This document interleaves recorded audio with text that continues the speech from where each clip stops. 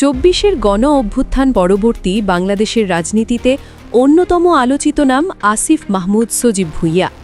ছাত্র আন্দোলনের সমন্বয়ক থেকে অন্তর্বর্তীকালীন সরকারের উপদেষ্টা, তার এই যাত্রা ছিল রূপকথার মতো। কিন্তু সম্প্রতি তার বিরুদ্ধে ওঠা হাজার কোটি টাকার দুর্নীতির অভিযোগ দেশজুড়ে তোলপাড় সৃষ্টি করেছে। দুর্নীতি দমন কমিশন বা দুদকে জমা পড়েছে একের পর এক অভিযোগ। ব্যাংক হিসাব তলব করেছে বিএফআইইউ। কিন্তু প্রশ্ন হচ্ছে, এই অভিযোগগুলোর ভিত্তি কি? এটি কি আসলেই দুর্নীতি, নাকি নতুন কোনো রাজনৈতিক মেরুকরণের বলি হচ্ছেন তিনি? আজকের ভিডিওতে আমরা আসিফ মাহমুদের বিরুদ্ধে ওঠা সব অভিযোগ এবং তার দেওয়া জবাব নিয়ে বিস্তারিত আলোচনা করব। আসিফ মাহমুদের বিরুদ্ধে দুর্নীতির অভিযোগ সবচেয়ে জোরালোভাবে সামনে আনে জাতীয়তাবাদী ছাত্রদল।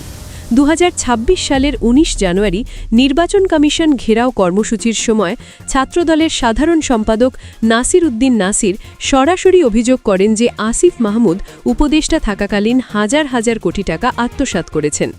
ছাত্রদলের দাবি অনুযায়ী আসিফ মাহমুদ তার ক্ষমতার অপব্যবহার করে টেন্ডারবাজি, বদলি বাণিজ্য এবং বিভিন্ন প্রকল্পের অর্থ আত্মসাৎ করেছেন। এমনকি ডাক ব্যালট জালিয়াতি এবং আসন্ন নির্বাচনে প্রভাব খাটানোর চেষ্টার অভিযোগও তার বিরুদ্ধে আনা হয়েছে। ছাত্রদল সাফ জানিয়েছে, বাংলাদেশের মাটিতেই আসিফ মাহমুদের এই দুর্নীতির বিচার হতে হবে। অভিযোগগুলো শুধু রাজনৈতিক বক্তব্যের মধ্যেই সীমাবদ্ধ থাকেনি। ২০২৬ সালের ২৬ ফেব্রুয়ারি একদল লোক দুদকের প্রধান কার্যালয়ে গিয়ে আসিফ মাহমুদের বিরুদ্ধে লিখিত অভিযোগ জমা দেয়। সেখানে তারা দাবি করেন, ক্রীড়া ও স্থানীয় সরকার মন্ত্রণালয়ের বিভিন্ন প্রকল্পে বড় ধরনের অনিয়ম হয়েছে। এরই ধারাবাহিকতায় ২ March Bangladesh financial intelligence unit বা বিএফআইইউ দেশের সব ব্যাংক ও আর্থিক প্রতিষ্ঠানে চিঠি পাঠিয়ে আসিফ মাহমুদের ব্যক্তিগত ব্যাংক হিসাবের তথ্য তলব করে। এ সময় দুদকের পক্ষ থেকে জানানো হয়, তারা বেনামি অভিযোগগুলো যাচাই বাছাই করে দেখছে এবং তথ্য প্রমাণ সাপেক্ষে পরবর্তী ব্যবস্থা গ্রহণ করবে। আসিফ মাহমুদের দুর্নীতির আলোচনার সাথে আরও দুটি বড় বিতর্ক যুক্ত হয়েছে। প্রথমত, তার সাবেক সহকারী একান্ত সচিব মোয়াজ্জেম হোসেনের বিরুদ্ধে বড় ধরনের দুর্নীতির অভিযোগ ওঠে। আসিফ মাহমুদ নিজেই এ বিষয়ে দুদককে তদন্তের অনুরোধ জানিয়েছিলেন এবং মোয়াজ্জেমকে পদচ্যুত করা হয়। পরবর্তীতে আদালত মোয়াজ্জেমের বিদেশ গমনে নিষেধাজ্ঞা জারি করে। দ্বিতীয় বিতর্কটি ঘটে মরক্কো সফরের সময়। অভিযোগ ওঠে, আসিফ মাহমুদের ব্যাগ থেকে একটি পিস্তলের ম্যাগাজিন উদ্ধার করা হয়। যদিও এ বিষয়ে সরকারিভাবে কোনো স্পষ্ট ব্যাখ্যা সে সময় পাওয়া যায়নি, তবে এটি তার ভাবমূর্তিকে প্রশ্নের মুখে ফেলে দেয়।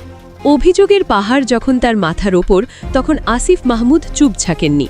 ২০২৬ সালের ৪ মার্চ এক জরুরি সংবাদ সম্মেলনে তিনি নিজের এবং তার পরিবারের সব ব্যাংক হিসাব জনসম্মুখে প্রকাশ করেন। তিনি জানান, তার সোনালী ব্যাংকের অ্যাকাউন্টে বর্তমানে মাত্র ৯,৯৩০ টাকা রয়েছে। উপদেষ্টা হিসাবে ১৬ মাসে তিনি যে বেতন ও বিদেশ সফরের ভাতা পেয়েছেন, তার হিসাবও তিনি তুলে ধরেন। আসিফ মাহমুদের দাবি, তার বাবার ৫টি অ্যাকাউন্টে মাত্র ৫ লাখ টাকা রয়েছে, যার বিপরীতে বড় অঙ্কের ঋণ রয়েছে। তিনি অভিযোগ করেন, যখনই তিনি সিটি নির্বাচনে অংশগ্রহণের কথা বললেন, তখনই একটি বিশেষ মহল তার বিরুদ্ধে এই মিথ্যা অভিযোগ ছড়াতে শুরু করেছে। তার ভাষায়, যারা গত ১৬ মাসে অনৈতিক সুবিধা চেয়ে পাননি, তারাই এখন এই ষড়যন্ত্র করছে। আসিফ মাহমুদের পাশাপাশি সাবেক আইন উপদেষ্টা আসিফ নজরুলের বিরুদ্ধেও বিদেশে বাড়ি কেনার মতো অভিযোগ উঠেছে। আসিফ নজরুল এসব অভিযোগকে গাঁজাখুরি বলে উড়িয়ে দিয়েছেন এবং চ্যালেঞ্জ করেছেন যে বিদেশে তার কোনো সম্পত্তি থাকলে যেন তার প্রমাণ দেখানো হয়।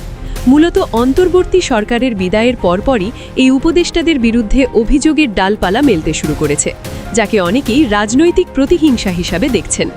আসিফ মাহমুদের বিরুদ্ধে ওঠা হাজার কোটি টাকার অভিযোগ কি কেবলই রাজনৈতিক স্টান্ট, নাকি তার পেছনে গভীর কোনো সত্য লুকিয়ে আছে? দুদক এবং বিএফআইইউ এর তদন্ত শেষ না হওয়া পর্যন্ত নিশ্চিত করে কিছু বলা সম্ভব নয়। তবে এই তরুণ নেতার ব্যাংক হিসাব জনসম্মুখে প্রকাশ করাকে অনেকেই ইতিবাচক হিসাবে দেখছেন। আপনার কি মনে হয়, আসিফ মাহমুদের বিরুদ্ধে এই অভিযোগগুলো কি উদ্দেশ্যমূলক?